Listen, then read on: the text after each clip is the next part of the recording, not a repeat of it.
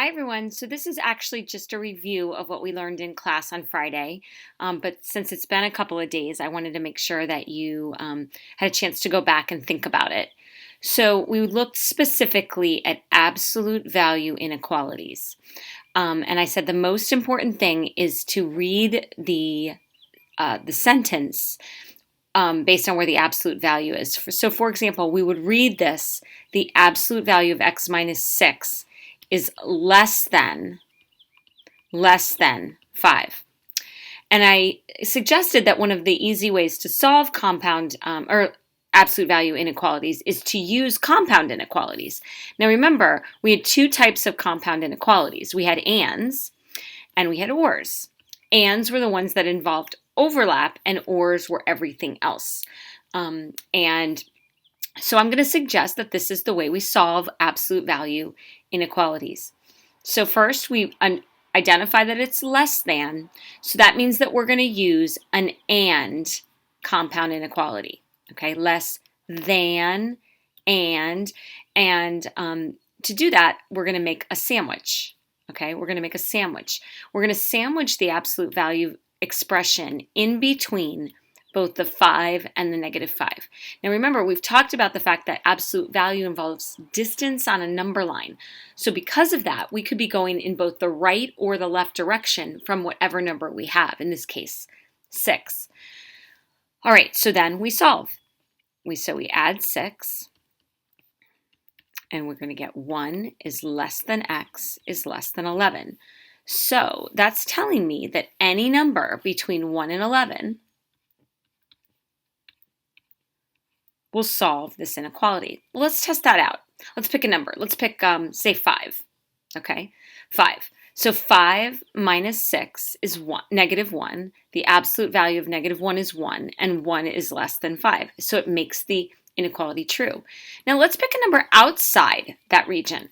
So let's say I pick 0. If I pick 0, it's not in the answer solution set. So 0 minus 6 is negative 6. The absolute value of that is 6, and 6 is not less than 5. So every number between these will solve and make this inequality true.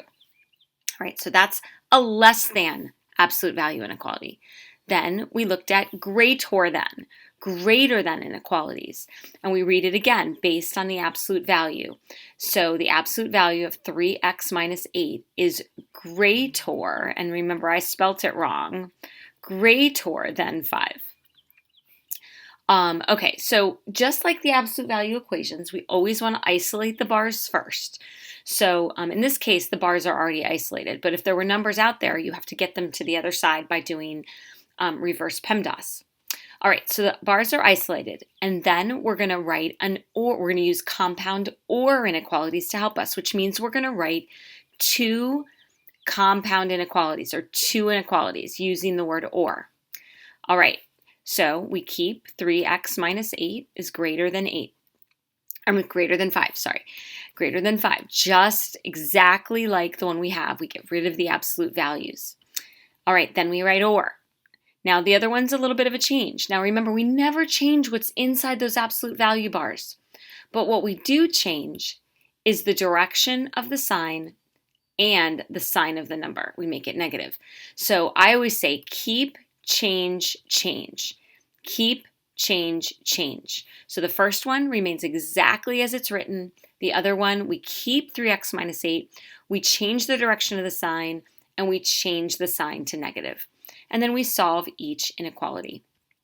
So we add 8, we get 3x is greater than 13, and then we divide by 3, and so x is greater than 13 thirds. And then we add 8,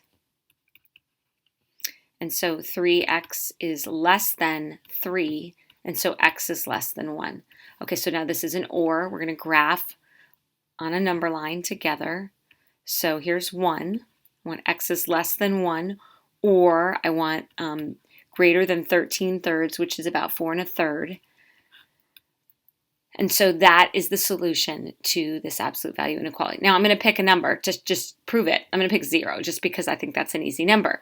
0 is in the solution set. So 3 times 0 is 0. 0 minus 8 is negative 8. The absolute value of negative 8 is 8, and 8 is greater than 5.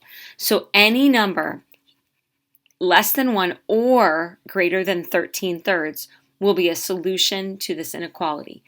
But truly the most important thing for you to think about is that absolute value involves distance, which is why we have to consider either two equations if it's an absolute value equation, an and inequality, which is in essence two inequalities, and an or, which is in essence two inequalities. Now, the one thing I want you to think about tonight, and we're going to talk about in class tomorrow, would be this situation. The absolute value of x plus 5 is less than negative 1. So let's think about that tonight. I'd like you to see if you can find an answer to that inequality, and we're going to talk about it tomorrow. All right, have a great day.